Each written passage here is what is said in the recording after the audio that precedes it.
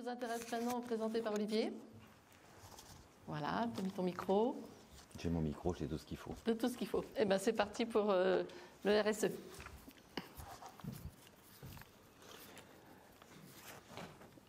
Alors, la RSE, le micro. Le micro. Oui. Ah, tiens, pardon. T'as tout ce qu'il faut. La RSE, pour moi, c'est 3 lettres et beaucoup d'encre.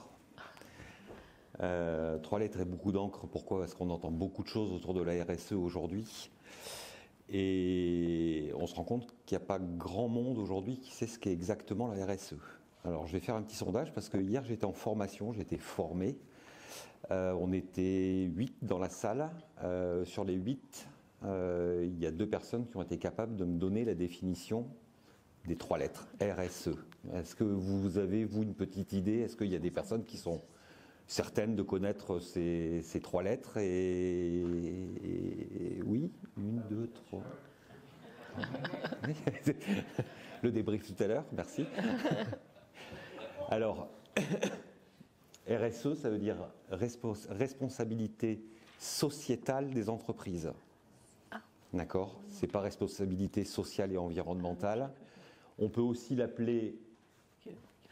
Pardon. Hop. Alors oui, je vais me présenter.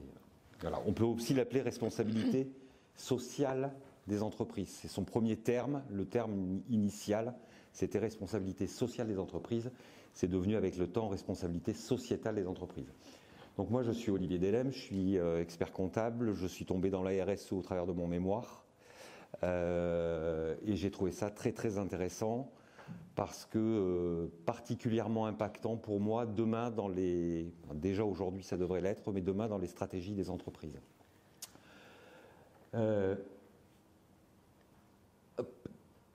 Voilà, donc la jeunesse, j'ai entendu tout à l'heure des personnes dire c'est la mode de la RSE. Alors non, la RSE n'est pas une mode.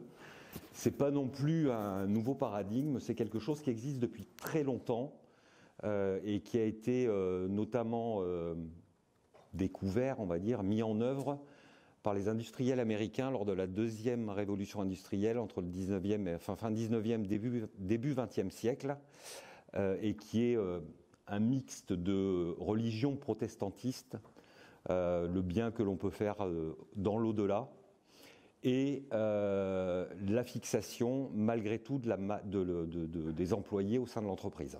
Voilà. Mais il y avait cette double volonté qui était malgré tout marquée d'un signe entre guillemets religieux. C'est ce qu'on a retrouvé ensuite en France au travers des entreprises dites paternalistes, d'accord, les groupes Schneider, Peugeot, Michelin. Qu'est-ce qui s'est passé au niveau de ces groupes-là? C'est que à l'époque, il n'y avait pas les gouvernants n'intervenaient pas dans la relation sociale de l'entreprise. Il n'y avait pas de syndicat, il n'y avait pas ces choses-là.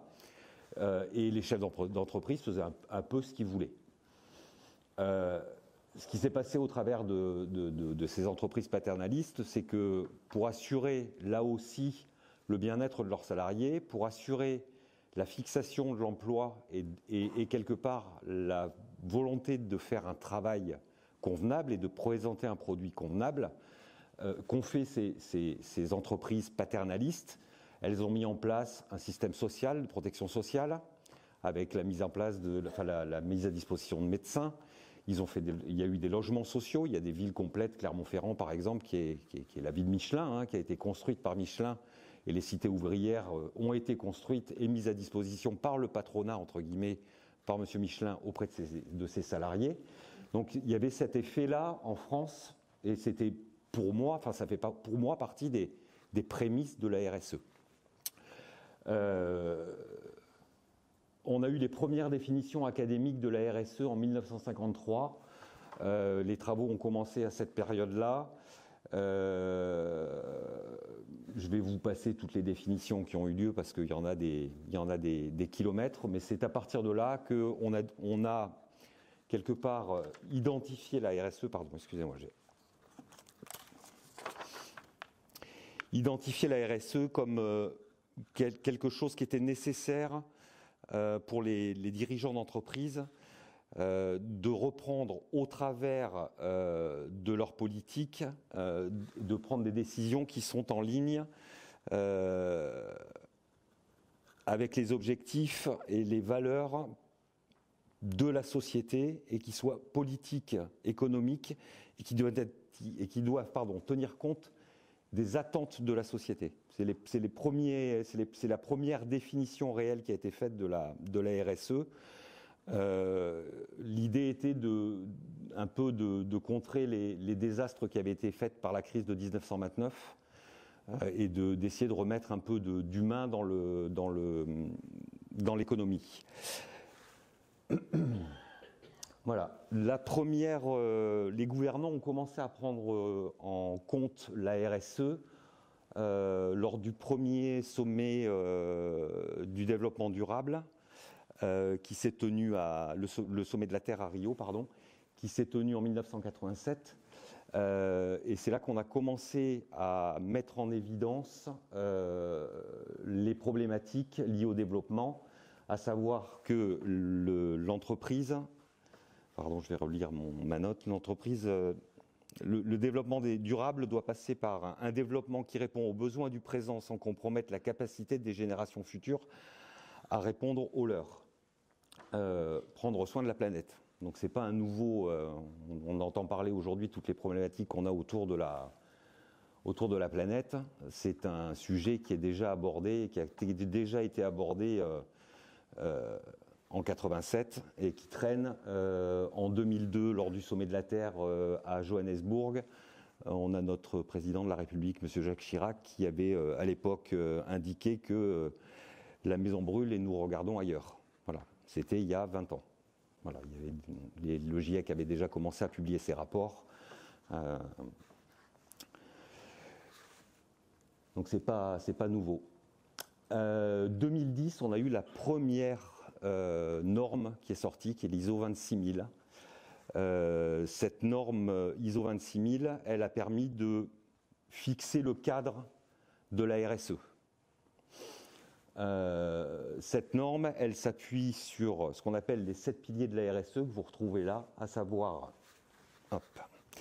le droit humain, la gouvernance, la loyauté des pratiques, le client, le consommateur, les relations, les conditions de travail, l'impact sur les territoires et l'intérêt local et la partie environnement. C'est ce qu'on appelle donc les 7 piliers de la RSE. Alors en France, les premières législations sont apparues en 2001 avec la loi dite NRE, qui est une des premières réformes à l'égard du monde de l'entreprise et qui s'adresse uniquement aux sociétés cotées. Deuxième étape, 2010, la loi Grenelle II. La loi Grenelle II, on en a entendu plus ou moins parler. La loi Grenelle II, elle a précisé la Grenelle I, elle a donné les périmètres de la loi, notamment sur la partie bâtiment et urbanisme, sur la partie transport, sur la partie énergie et climat, sur la préservation de la biodiversité, sur la protection sanitaire et la gestion des déchets, et sur la définition d'une nouvelle gouvernance écologique. Et il y a eu une centaine de textes qui sont sortis sur le Grenelle II autour de ça. En 2017, il y a la mise en œuvre de la DPF, déclaration de performance extra-financière, donc qui s'adresse, elle, aux grandes entreprises. D'accord ? Cette performance extra, c'est ce qu'on appelle la déclaration de performance extra-financière, c'est une obligation de reporting qui est validée notamment par les commissaires aux comptes pour les grandes entreprises. On retrouve ça dans le rapport de gestion de ces grandes structures. En 2019, on a entendu la loi Pacte. La loi Pacte, elle est venue modifier l'article 1833 du Code civil, qui définit les sociétés, en introduisant dans cette partie-là la notion d'entreprise responsable. Et elle est venue enrichir l'article 1833 du Code civil, en précisant que la société est gérée dans son intérêt social, en prenant en considération les enjeux sociaux et environnementaux de son activité. Donc on a introduit dans le Code civil une notion environnementale, une notion de responsabilité sociétale des entreprises. Alors, les impacts pour les entreprises aujourd'hui sont relativement modérés, mais ça veut dire qu'un dirigeant pourrait être embarqué pour faute de gestion si jamais il ne respecte pas ces textes-là. Alors, à ma connaissance, je ne connais pas de jurisprudence sur le sujet, mais ça pourrait en devenir une. Voilà. Et en faire un dernier point, 2025, c'est ce qu'on appelle la mise en place de la CSRD, c'est une directive européenne, Corporate Sustainability Reporting Directive, obligatoire pour toutes les entreprises, pour toutes les entreprises cotées et les PME définies au sens de l'article, enfin de l'Union européenne, avec une obligation de reporting sur les comptes 2024. Voilà. Alors, on peut se dire, ça ne concerne que les grandes sociétés. Je pense qu'on va avoir un effet de ruissellement de ces grandes structures vers des structures plus petites qui sont les prestataires de ces grands groupes. Et à un moment donné, il y aura forcément des incidences et des obligations qui ne seront pas des obligations légales, mais qui seront des obligations qui seront intégrées par les grandes entreprises pour les appels d'offres. Voilà. Donc le constat actuel, les tendances et évolutions qu'on retrouve au niveau de la RSE. Donc réglementation accrue, la loi Pacte, la réglementation CSRD, c'est deux choses importantes. Je ne vais pas vous faire un cours sur la loi Pacte, ça va prendre des heures. Et la réglementation CSRD, pour l'instant, on n'a que des projets de texte. Le deuxième point, c'est l'attente des parties prenantes. L'attente des parties prenantes, quelque part, c'est mettre dans la boucle l'ensemble des acteurs qui sont dans le microcosme de l'entreprise, dans sa périphérie. C'est-à-dire qu'on va intégrer, quelque part dans la politique RSE, on va intégrer. On a une attente de la part des clients et des consommateurs sur la RSE. On en entend de plus en plus parler sur les emballages plastiques, sur je suis en train de chercher mon terme, l'obsolescence programmée des appareils, enfin toutes ces choses-là. Les institutions qui sont de plus en plus qui ont de plus en plus d'attentes par rapport à ces entreprises qui sont prestataires pour elles. Les salariés, qui ont une attente forte au niveau de leurs entreprises, et aujourd'hui des investisseurs, puisqu'on a des sociétés d'investissement qui sont spécialisées dans le green financement. Voilà. Et qui peuvent être, pour certains types de structures, une nouvelle source de financement pour développer leur activité.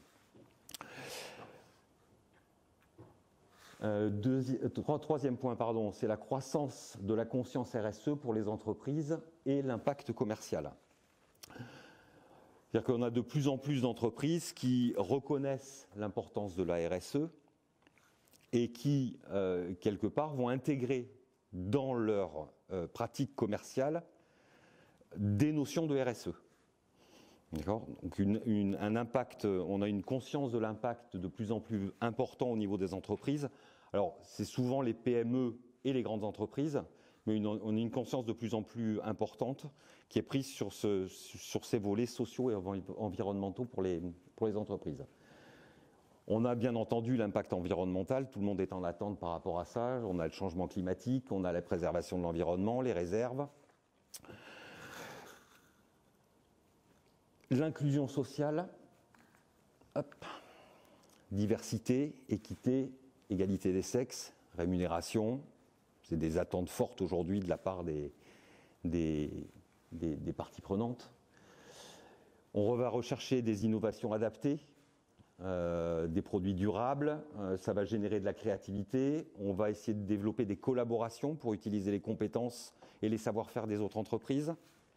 Et enfin, dernier point, la transparence. Il y a une demande de transparence de plus en plus importante au niveau des structures, qu'on peut retrouver au travers des rapports RSE, et qui est un outil pour établir la confiance auprès des entreprises. Alors, je vous parle très rapidement d'un point qu'on appelle le greenwashing, d'accord? Parce qu'il y a beaucoup d'entreprises qui aujourd'hui se donnent une conscience RSE, parce que c'est dans leur obligation. Elles n'ont pas le choix, elles sont obligées de le faire. Moi, ça s'appelle du greenwashing.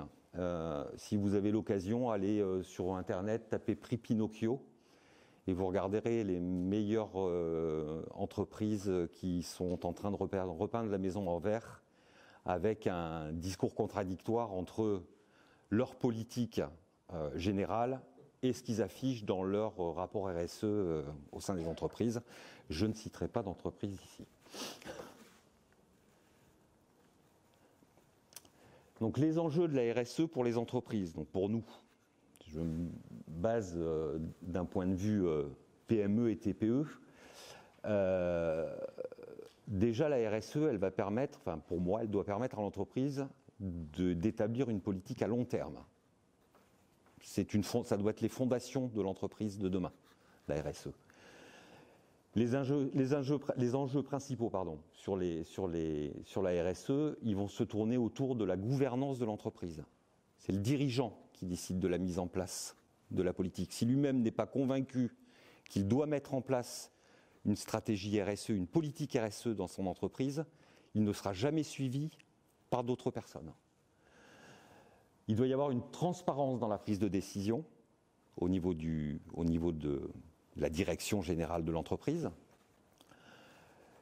La gouvernance, elle est responsable des résultats, d'accord? Et quand je dis des résultats, c'est les résultats sur son... elle est bien entendu responsable du résultat comptable. Elle est responsable des résultats qu'elle a sur son environnement, d'accord? Que ce soit sur son environnement social ou sur l'environnement tout court, sur la société en général. Elle doit impliquer ses parties prenantes. C'est-à-dire qu'on ne met pas en place une stratégie RSE sans s'intéresser à tout l'écosystème qui est autour de l'entreprise.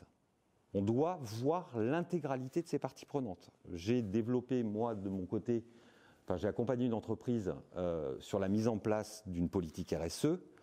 On a fait une cartographie des parties prenantes, on a classifié les parties prenantes et on a été interrogé les parties prenantes sur ce qu'elles attendaient de l'entreprise. Et les parties prenantes, c'est les clients, les fournisseurs, les salariés. Donc moi, je me suis positionné en tant que consultant externe avec une grille pour que les salariés s'ouvrent à moi et que je puisse faire une restitution auprès de la direction sans avoir de nom. Mais ça permet de sortir des choses qui ne seraient pas forcément sorties avec le dirigeant en tant que tel. Donc toutes ces parties prenantes, elles sont importantes. C'est la gouvernance qui va planifier les objectifs RSE. On va donner des objectifs RSE, parce que dire qu'on fait de la RSE, c'est bien joli, mais enfin, si on ne met pas des chiffres en face, si on ne se donne pas d'objectifs, pour moi, j'appelle ça du greenwashing. Et on va mesurer les résultats. Il ne veut pas. Au secours. Paul. J'ai une suite. Elle ne veut pas venir.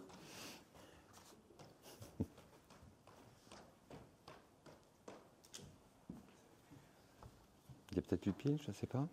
Si.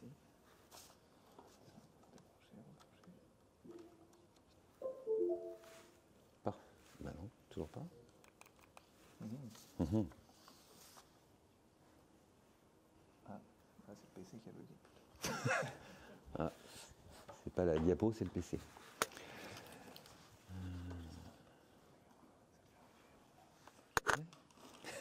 C'était pour moi.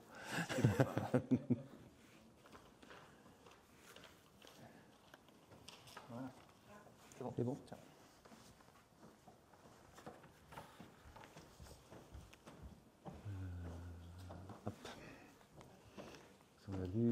Donc, deuxième point, durabilité environnementale. Donc, on va chercher à réduire l'empreinte carbone. On pense notamment au transport. Il y a plein d'autres exemples. La gestion des ressources, la gestion des déchets au sein des entreprises.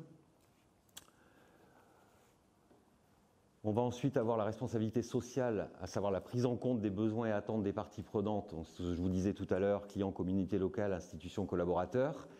Et un point important, l'éthique des affaires. Et notamment en matière de lutte contre la corruption, la fraude, la discrimination et tout autre comportement répréhensible. L'entreprise doit être un modèle. Si elle n'est pas un modèle dans son comportement commercial, vous en parliez tout à l'heure, il est difficile de se dire qu'on fait de la RSE.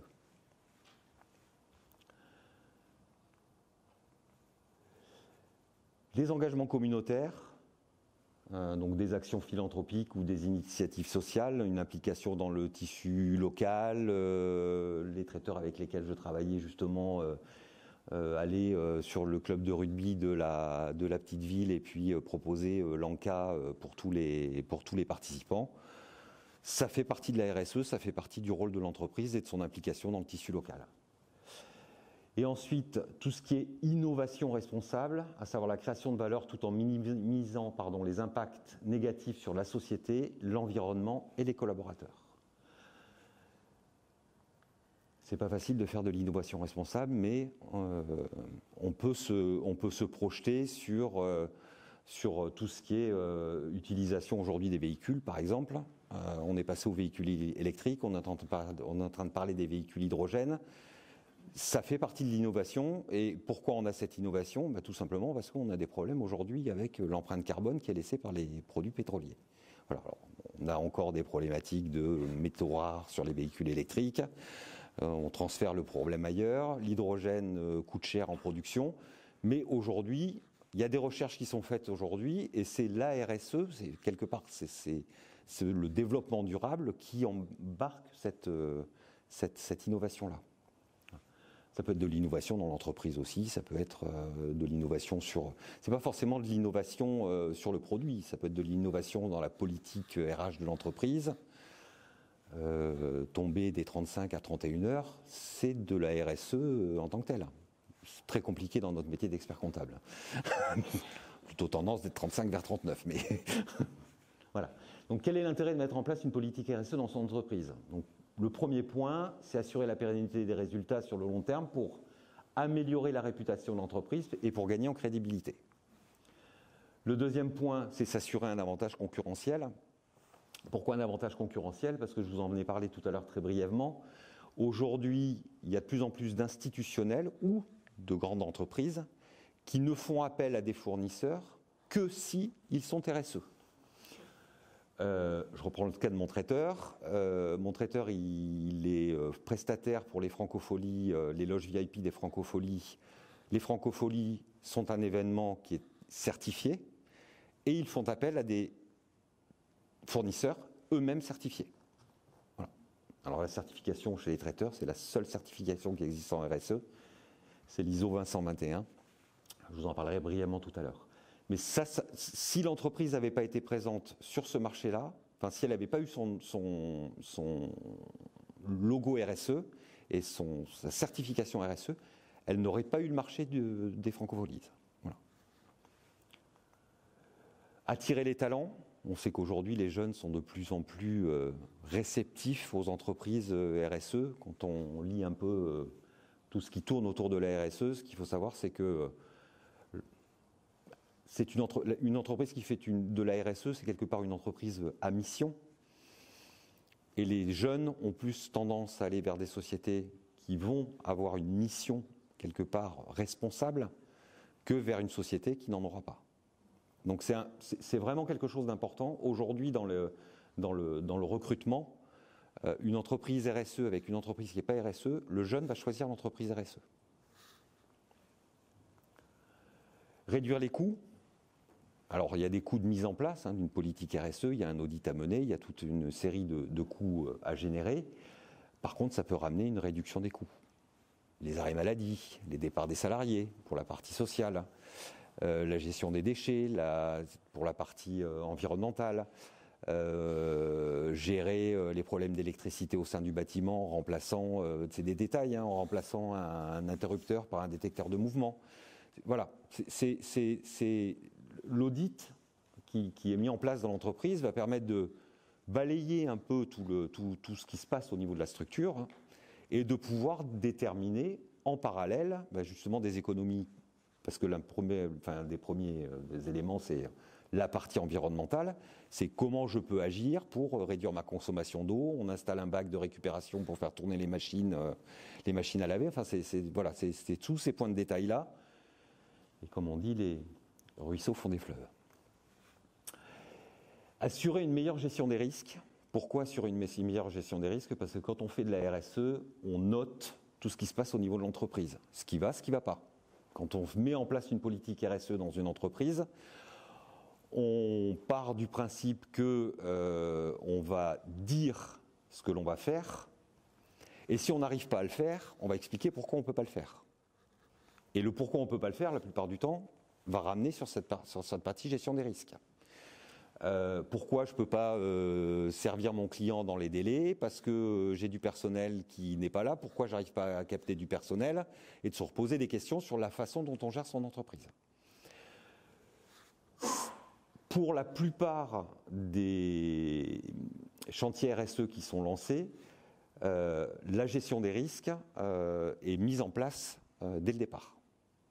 Et ça permet de mesurer l'évolution de l'entreprise autour des risques liés à l'entreprise. Ouvrir de nouvelles opportunités pour des financements, donc toute la partie financement vert, contribuer au bien-être de la société, et préparer l'entreprise aux futures obligations légales.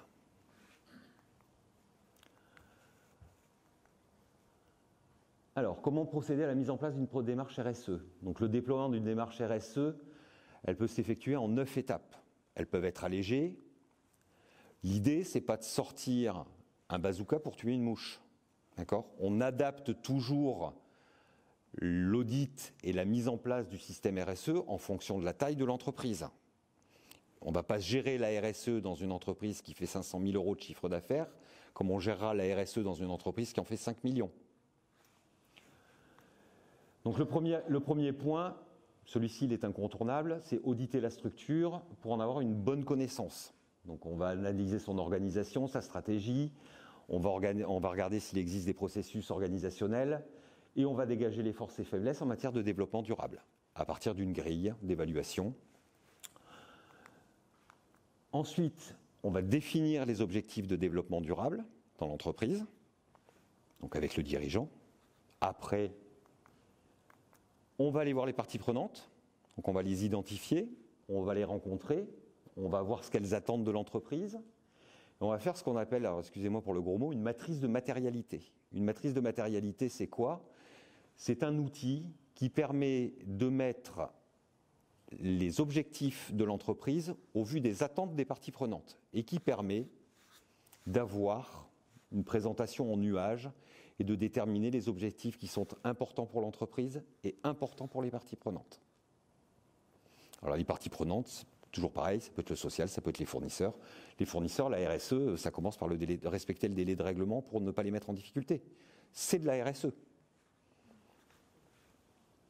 Parce que derrière, ça a des impacts sur la société qui elle-même est en difficulté, a des problèmes de trésorerie, enfin voilà. Et donc déterminer ce qu'on appelle le périmètre du système de management responsable, c'est-à-dire ce que l'on va faire, ce que l'on va mettre en place dans l'entreprise et ce que l'on va suivre dans l'entreprise. Et on va, ça j'aime bien ce petit point, faire l'établissement de la déclaration de mission et de valeur. C'est comment l'entreprise se définit demain, au vu de la RSE. Ce qu'on appelle les entreprises à mission, c'est ce qui est intégré dans la loi Pacte, notamment, qui intègre la notion d'entreprise à mission. Là, on ne la met pas dans les statuts, elle n'est pas, puisque l'entreprise à mission, elle est fixée dans les statuts. Là, on ne la met pas dans les statuts, on la met dans une lettre, un courrier que va envoyer le dirigeant à tous ses fournisseurs, à toutes ses parties prenantes, en disant voilà, je m'engage à faire ça.